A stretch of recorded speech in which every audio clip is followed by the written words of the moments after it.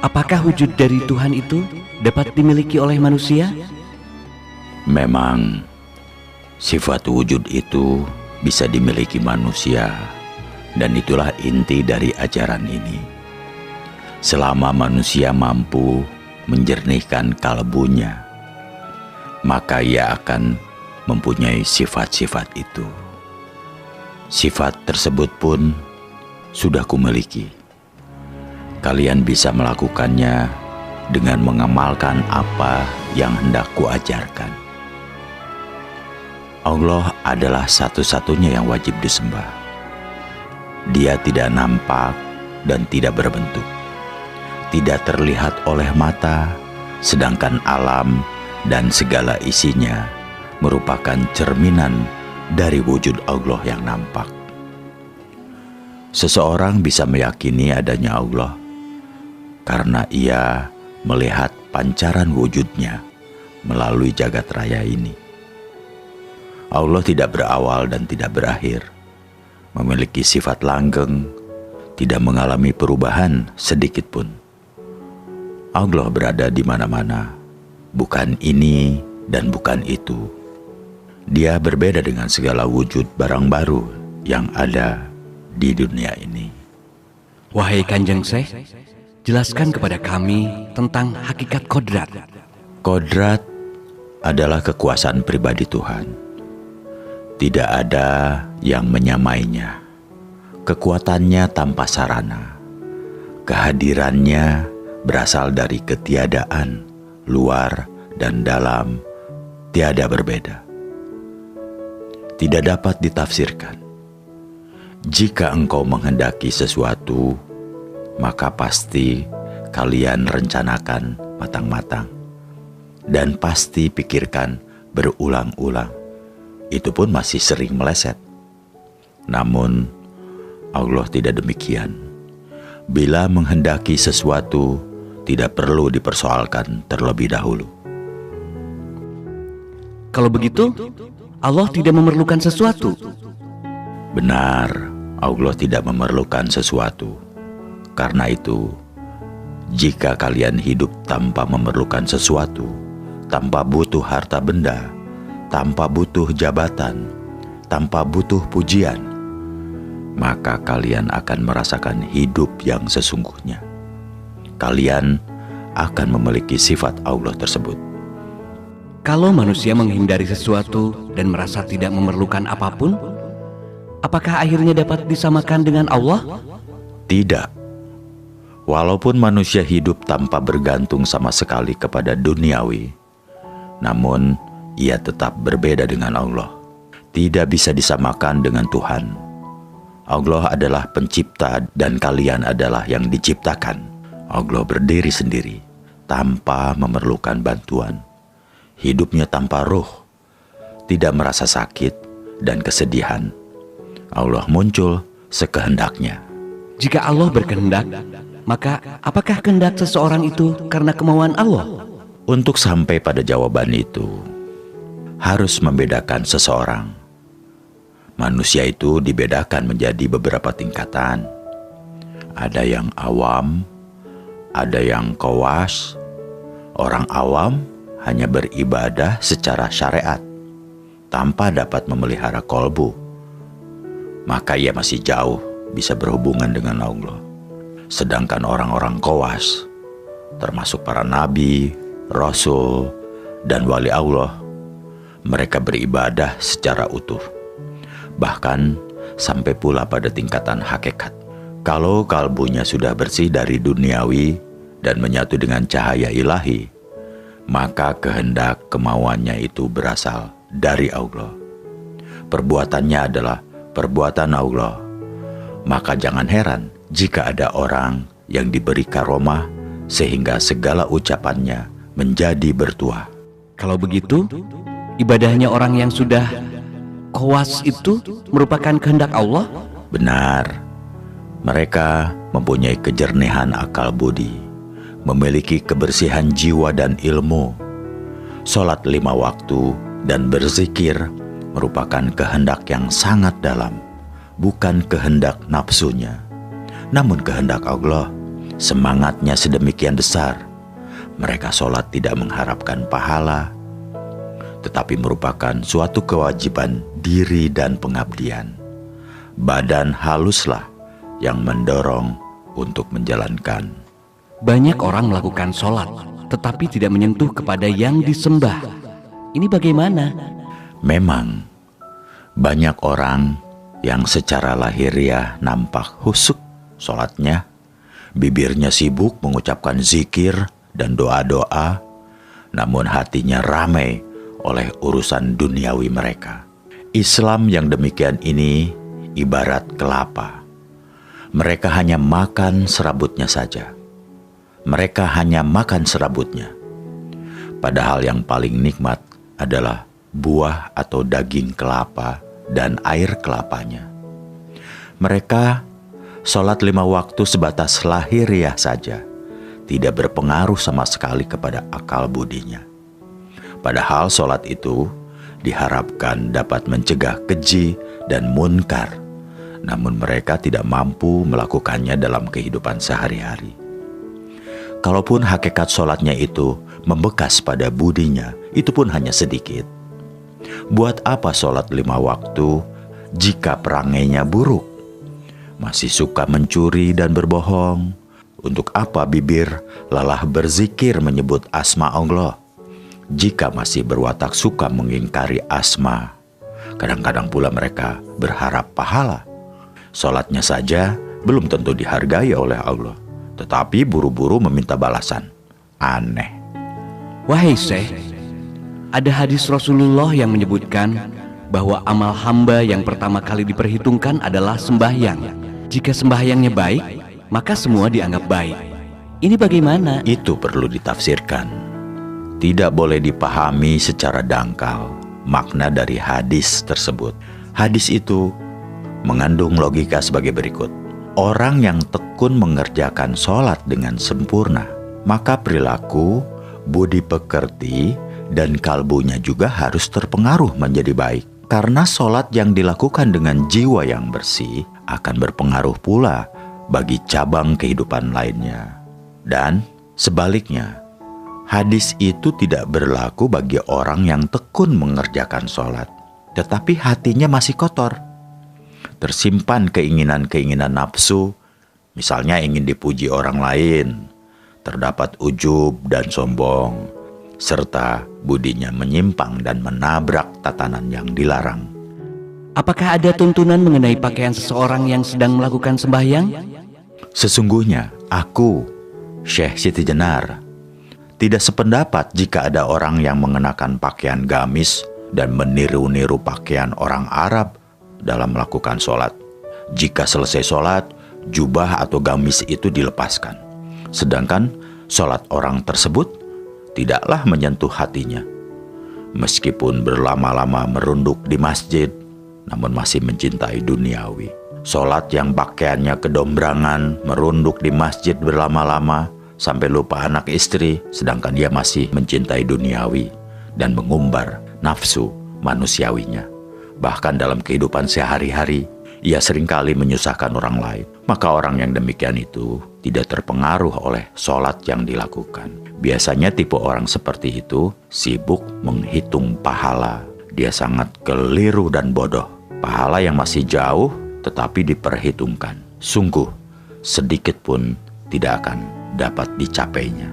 Zat yang luhur dan sejati itu sesungguhnya siapa, wahai Syekh? Gusti Allah adalah zat yang tinggi dan terhormat. Ia memiliki 20 sifat. Semua timbul atas kehendaknya. Ia mampu mencurahkan ilmu kebesaran, kesampurnaan, kebaikan, keramahan, kekebalan dalam segala bentuk, memerintah umat, dapat muncul di segala tempat, dan sakti sekali. Aku, Syekh Siti Jenar, merasa wajib dan menuruti kehendaknya, sebagaimana ajaran Jabariyah, dengan sesungguhnya dan konsekuen. Selalu kuat cita-citanya, kokoh tidak tergoyahkan terhadap sesuatu yang tidak suci, berpegang teguh kepadanya selama hidup, tidak akan menyembah terhadap ciptaannya, baik dalam wujud maupun dalam pengertian. Mengapa Kanjeng Syekh dianggap oleh para wali sebagai wali murtad? Karena ajaranku tidak mudah dipahami orang awam. Bagaimana ajaran Kanjeng Syekh yang dianggap sesat? Aku adalah penjelmaan dari zat luhur yang memiliki semangat, sakti, dan kekal akan kematian. Dengan hilangnya dunia, Gusti Allah telah memberi kekuasaan kepadaku, dapat manunggal dengannya, dapat langgeng, mengembara melebihi kecepatan peluru. Bukannya akal, bukannya nyawa, bukan penghidupan yang tanpa penjelasan dari mana asalnya dan kemana tujuannya. Apa hubungannya antara Kanjeng Syekh Siti Jenar dengan Allah yang kau sebut sebagai zat sejati? Zat yang sejati menguasai wujud penampilanku karena kehendaknya. Maka wajarlah jika aku tidak mendapat kesulitan. Aku bisa berkelana kemana-mana, tidak merasa haus dan lelah, tanpa sakit dan lapar, karena ilmu kelepasan diri tanpa suatu daya kekuatan. Semua itu disebabkan jiwaku tiada bandingannya. Secara lahiriah memang tidak berbuat sesuatu, tetapi tiba-tiba sudah berada di tempat lain. Gusti Kang Murbeng Dumadi, Allah yang kuikuti, kutaati siang malam, yang kuturut segala perintahnya. Tiada menyembah Tuhan lain kecuali setia terhadap suara hati nuraniku. Allah Maha Suci. Wahai Syekh, jelaskan apa yang dimaksud bahwa Allah itu Maha Suci? Allah Maha Suci itu hanyalah sebatas istilah saja, merupakan nama saja. Sebenarnya hal itu dapat disamakan dengan bentuk penampilanku. Jika kalian melihatku, maka nampak dari luar sebagai warangka, sebagai kerangka. Sedangkan di dalamnya adalah kerisnya, intinya yang agung, yang tidak ada bedanya dengan kerangka. Tuhan itu wujud yang tidak dapat dilihat dengan mata, tetapi dilambangkan seperti bintang yang bersinar cemerlang. Sifat-sifatnya berwujud, samar-samar bisa dilihat, warnanya indah sekali seperti cahaya. Di manakah Tuhan berada? Kami membayangkan Dia ada di langit ketujuh dan bersemayam di atas singgasana layaknya raja. Itu salah besar, itu kebodohan. Sesungguhnya Tuhan tidak berada di langit ketujuh dan tidak bertahta di singgasana atau arsi atau kursi. Bila kalian membayangkan demikian, maka hati kalian sudah musyrik, berdosa besar, karena kalian menyamai Dia dengan raja atau dengan penguasa. Kami jadi bingung, Kanjeng Syekh. Lantas, Tuhan itu ada di mana?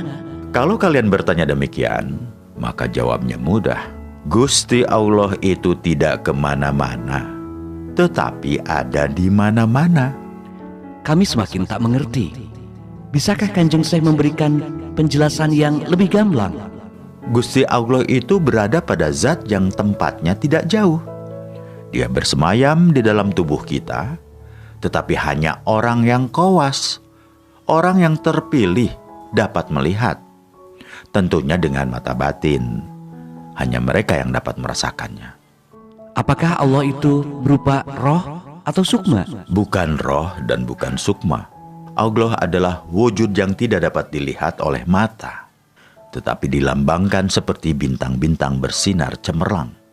Sudah kukatakan tadi, warnanya indah sekali. Ia memiliki 20 sifat, seperti sifat ada, tidak berawal, tidak berakhir, berbeda dengan barang-barang yang baru, hidup sendiri, tidak memerlukan bantuan dari sesuatu, berkuasa, berkehendak, mendengar, melihat, berilmu, hidup, dan berbicara. Sifat Gusti Allah yang 20 itu terkumpul menjadi satu wujud mutlak yang disebut dengan zat. Sifat 20 itu juga menjelma pada diriku. Karena itu aku yakin tidak akan mengalami sakit dan sehat. Punya budi kebenaran, kesempurnaan, kebaikan, dan keramahan. Rohku memiliki sifat 20 itu. Sedangkan ragaku yang lahiriah memiliki sifat Nur Muhammad. Wahai Syekh, bukankah Muhammad Shallallahu Alaihi Wasallam itu seorang nabi? Apakah Syekh mengaku sebagai nabi? Sedangkan dikatakan bahwa setelah Nabi Muhammad, di dunia ini tidak ada kenabian lagi. Jangan salah menafsirkan kata-kataku. Jika salah, maka kau akan sesat dan timbul fitnah. Tentu saja memfitnah diriku begini, bahwa rohku adalah roh ilahi, karena aku pun memiliki sifat 20. Sedangkan badan, wadahku, jasadku ini adalah jasad Muhammad. Dari segi lahiriah, Muhammad adalah manusia. Namun, manusia Muhammad berbeda dengan orang kebanyakan. Muhammad memiliki jasad yang kudus, yang suci. Aku dan dia sama-sama merasakan kehidupan, merasakan manfaat panca indera. Dan panca indera itu hanyalah meminjam. Jika sudah diminta kembali oleh pemiliknya, akan berubah menjadi tanah yang busuk, berbau, hancur, dan najis. Nabi atau wali, jika sesudah kematian jasadnya menjadi tidak bermanfaat, bahkan berbau, kotor, najis, busuk, dan hancur. Warangka, jika sudah ditinggalkan kerisnya, maka tidak ada gunanya. Jika seseorang sudah mati, berarti selesai sudah kehidupannya? Siapa bilang begitu? Tidak. Meskipun jasadnya mati, tetapi sebenarnya ia tidaklah mati. Karena itu, kalian semua harus mengerti bahwa dunia ini sesungguhnya bukanlah kehidupan. Buktinya ada mati. Di dunia ini, kehidupan disebut kematian. Coba rasakan. Aku mengajarkan kepada kalian untuk tidak mencintai dunia ini dan tidak terpesona terhadap keindahannya. Carilah kebenaran dan kebahagiaan sejati demi kehidupan mendatang.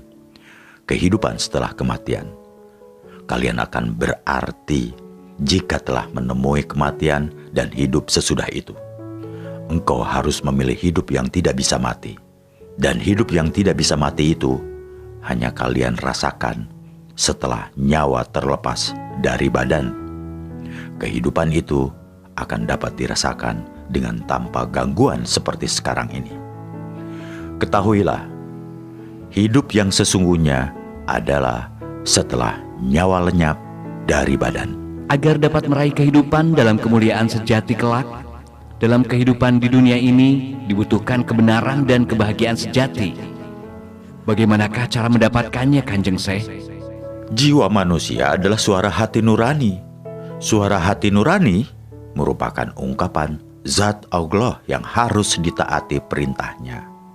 Maka ikutilah hati nuranimu. Bagaimana caranya meyakinkan bahwa suatu bisikan adalah suara hati nurani yang sesungguhnya? Kalian harus cermat. Karena hati nurani berbeda dengan akal budi. Jiwa itu milik Allah, sedangkan akal milik manusia. Akal bersifat manusiawi. Karena itu kadang-kadang akal tidak mampu menemukan keajaiban Allah. Kehendak, angan-angan, ingatan merupakan suatu akal yang tidak kebal atas kegilaan.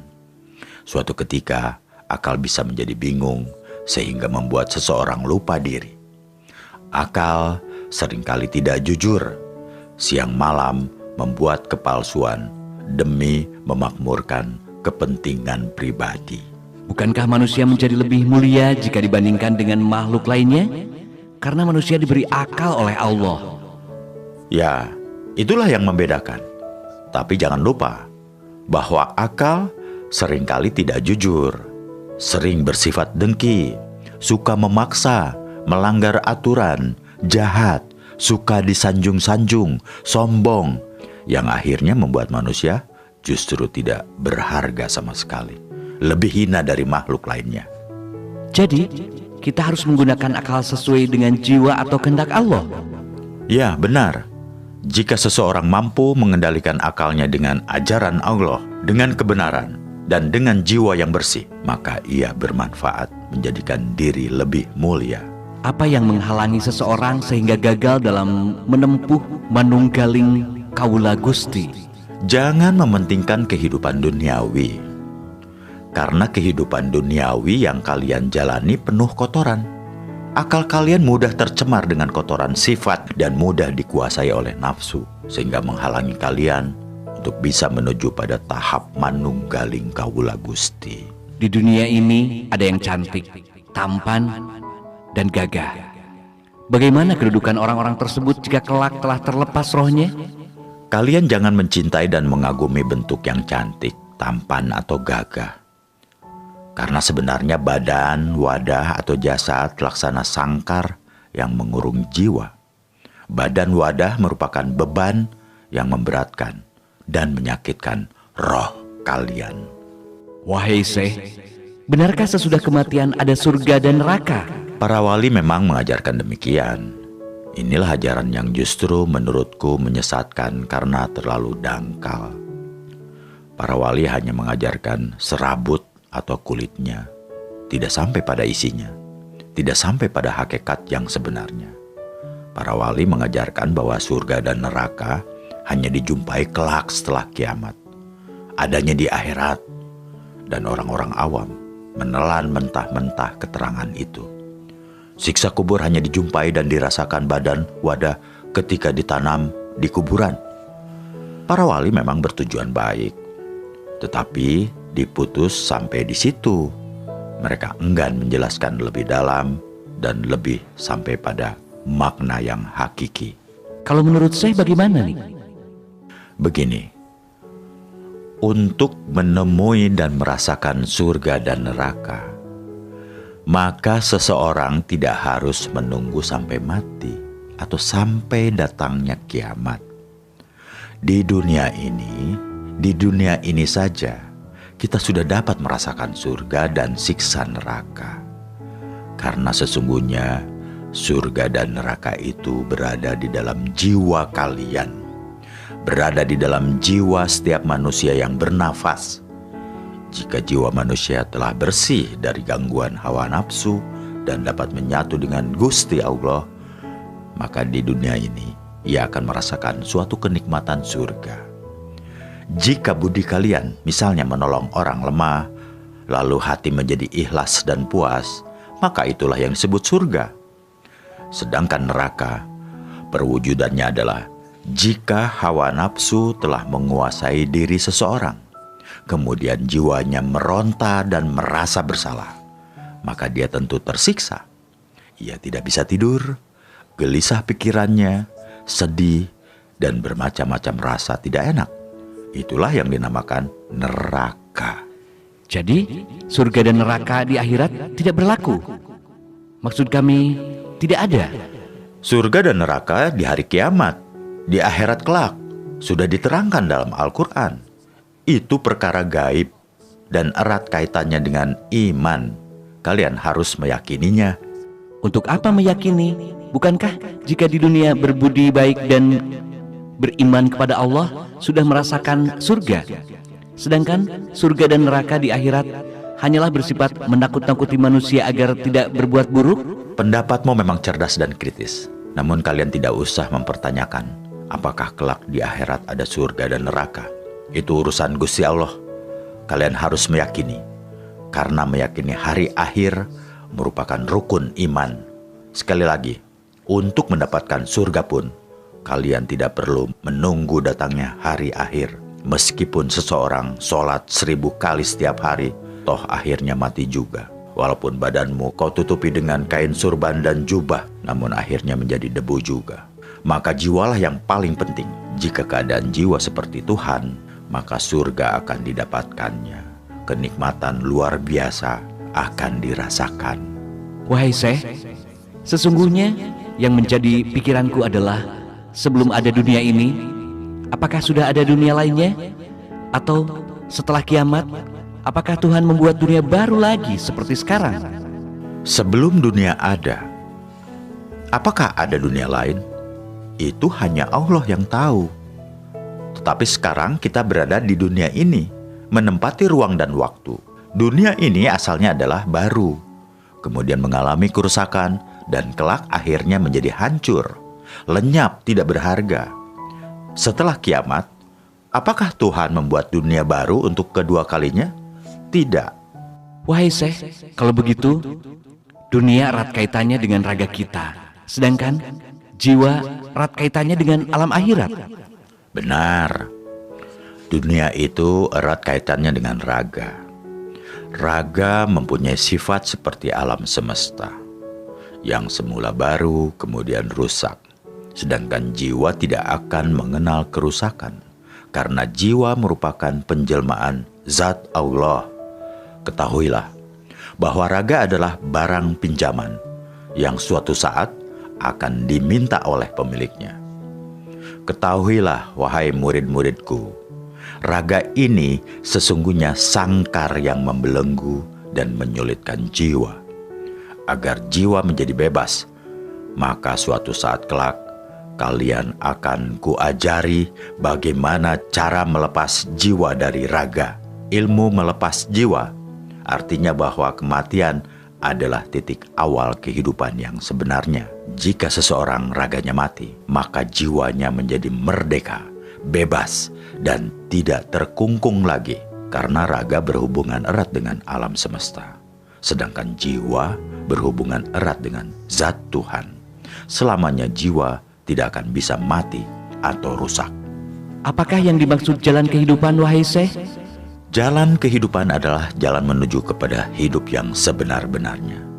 Setelah engkau mengalami kematian, jika seorang bayi lahir, maka bukanlah awal kehidupan, namun merupakan awal kehidupan palsu, seperti yang kalian rasakan saat ini. Inilah yang sesungguhnya kematian sejati. Jika demikian, badan ini tidak bisa merasakan kehidupan yang sebenar-benarnya. Ya, tidak bisa. Kehidupan sejati tidak dapat dirasakan oleh raga. Karena jika raga mati, akan tetap dapat dirasakan oleh jiwa, membusuk menjadi tanah. Bagaimana jika sekarang ini seseorang berbuat dosa? Apakah jiwanya ikut bertanggung jawab, sedangkan yang melakukan dosanya adalah raga?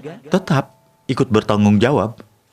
Karena jiwa yang menyatu ke dalam raga tidak bisa mencegah hawa nafsunya, serta akal yang suka berbuat buruk. Maaf, saya belum paham, Syekh. Ketahuilah, setiap orang yang lahir di dunia ini, maka jiwanya menyatu dengan akal. Selain akal dalam diri manusia, juga ada hawa nafsu. Ketika seseorang berbuat buruk, berarti raganya didorong dan dipengaruhi oleh hawa nafsu dan akalnya. Akal dan nafsu memang suka berbuat buruk. Apabila jiwa mencegah melalui hati nurani, maka raga tidak akan berbuat buruk. Akan tetapi, jika jiwa membiarkannya, maka raga tetap melakukannya. Karena itu, bagaimanapun juga, jiwalah yang akan mempertanggungjawabkan perbuatan baik dan buruk raganya. Tadi Syekh mengatakan jiwa adalah penjelmaan zat Tuhan. Mengapa kadang-kadang jiwa mau mencegah dan kadang membiarkannya. Perlu kalian ingat bahwa di dalam raga ini terdapat nafsu-nafsu. Jika nafsu kuat menguasai, maka jiwa menjadi terbelenggu. Karena itulah mengapa aku katakan bahwa kehidupan sekarang ini adalah kematian, sedangkan setelah ajal merupakan awal kehidupan. Sesudah kematian, maka seseorang akan mencapai kebebasan jiwanya. Ajaran Syekh Siti Jenar memang agak beda dengan ajaran para wali songo. Siti Jenar mengajarkan bahwa Tuhan adalah zat yang mendasari adanya manusia, hewan, tumbuhan, dan segala yang ada. Keberadaan segala di dunia ini tergantung pada adanya zat. Tanpa ada zat yang maha kuasa, maka mustahil sesuatu yang wujud itu ada. Ajaran ini tidak pernah disampaikan oleh para wali songo. Mereka menyadari bahwa umatnya masih terlalu awam terhadap Islam, sehingga memberi materi yang ringan dan praktis saja.